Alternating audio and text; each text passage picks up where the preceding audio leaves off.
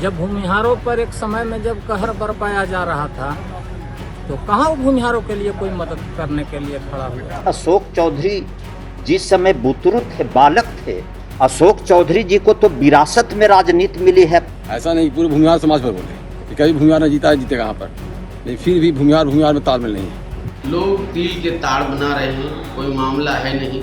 12 बीघा से चुनाव लड़ करके मात्र 200 वोट से हारे। सर वो जात का नेता कैसे हो सकता है? वातावरण पैदा किया गया है। सबसे दुख की बात है कि वो हमारे पूर्व सांसद हैं। हम लोग आज भूमिहार समाज है कहाँ? हम लोग का आखिरी डर है कौन? एक भी भूमिहार समाज के लोग अगर एक आध भी बता दें कि हमने भूमिहारों के गांव में गया।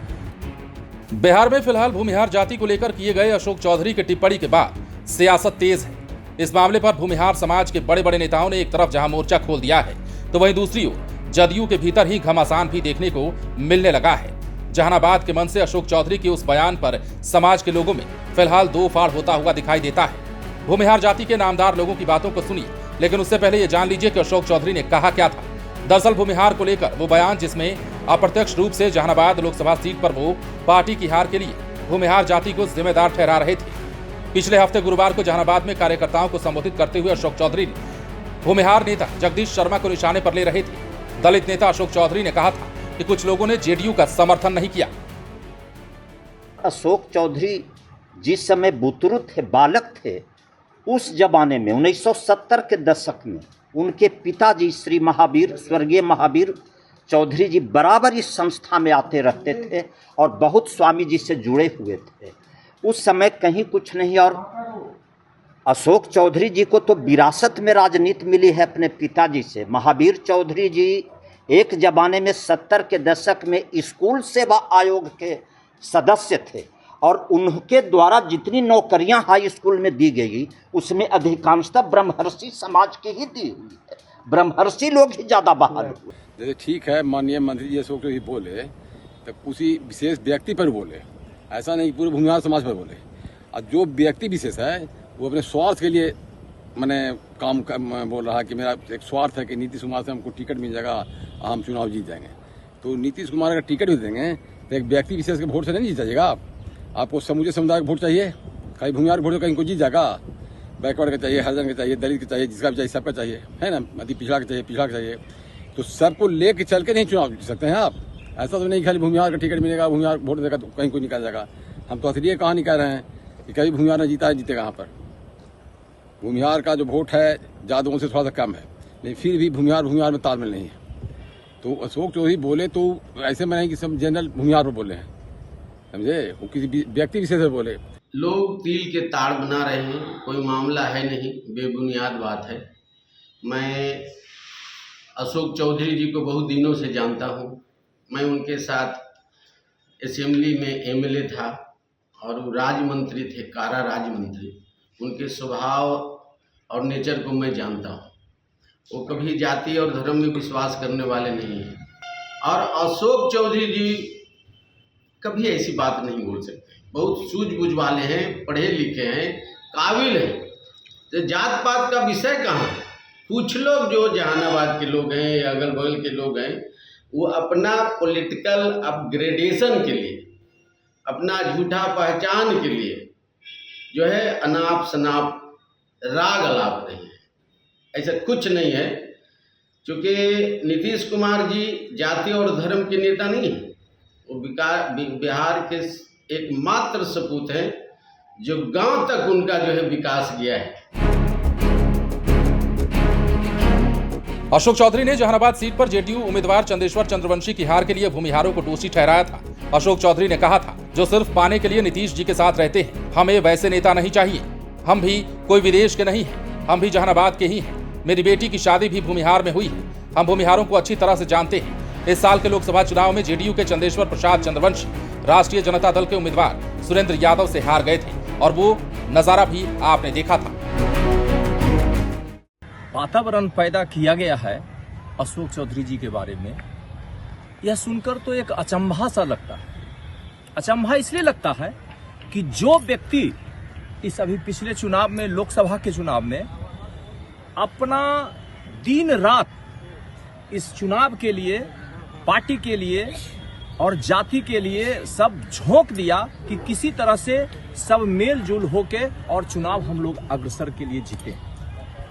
और हमारे समाज में, भूमिहार समाज में, आज भूमिहार समाज के लोग, कुछ लोग जो विशेष व्यक्ति कहलाते हैं, जो अपने आप को नेता कर, और सबसे दुख की बात है कि वो हमारे पूर्व सांसद हैं, और वो पूर्व सांसद और हम लोग सांसद का चुनाव के लिए हम लोग मैदान में उतरे हैं, और एक दिन भी ऐसा नहीं हुआ कि पार्टी के नाम से या पूर्व सांसद के नाम से भी उन्होंने एक दिन भी अपने समाज में भी यह कहने के लिए आ जाए कि आप हमारे पार्टी और समाज का सब एकत्रित होकर हम लोगों को वोट दीजिए। अशोक चौधरी जी के बातों को हम लोग इसलिए लेते हैं कि कोई विशेष व्यक्ति के बारे में वो बोले, हमारे समाज के बारे में नहीं बोले। हमारे समाज के तो वो सबसे बड़े शुभचिंतक के रूप में काम किया है उन्होंने। हम लोग आज भूमिहार समाज है कहाँ?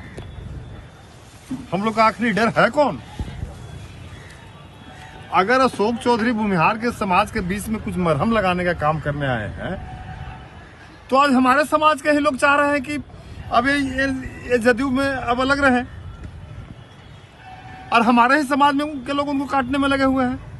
कल जो जहानाबाद में चुनाव हुआ, आप लोग पत्रकार हैं, जान रहे होंगे कि हम लोग जदयू का विरोधी तो नहीं थे, हम लोग प्रत्याशी का विरोधी थे। तो भूमिहार समाज के लोगों को तो आना चाहिए था ना हम लोगों के बीच में। एक भी भूमिहार समाज के लोग अगर एक आध भी बता दें कि हमने भूमिहारों के गांव में गया, आए अशोक चौधरी, 10 बजे रात हो कि 2 बजे रात हो, वो आदमी कुछ नहीं जाना आज तक। कहाँ हम घूम रहे हैं, भूमिहार समाज के गांव में जाके गोड़ पड़ के, हाथ पड़ के, किसी तरह हर गांव में गए। जैसे कुर्था विधानसभा में मैं बताता हूँ, 50 गांव का नाम तो मैं बताता हूँ। मझियामा हो, खटांगी हो, चनौखर हो, बिथरा हो, लारी हो, उतरामा हो, नौमा हो, हर जगह गांव में रात के 2 बज रहा है कि 2:30 बज रहा है, वो आदमी को न खाने की चिंता था, न सोने का चिंता था।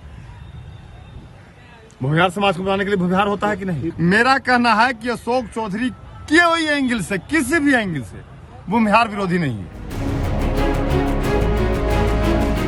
अब ऐसा माना जाता है कि 9 बार विधायक और 1 बार सांसद रह चुके जेडीयू के स्थानीय नेता जगदीश शर्मा ने अपनी पार्टी के उम्मीदवार के लिए वोट नहीं मांगा था। अशोक चौधरी का निशाना मूल रूप से उन्हीं पर था।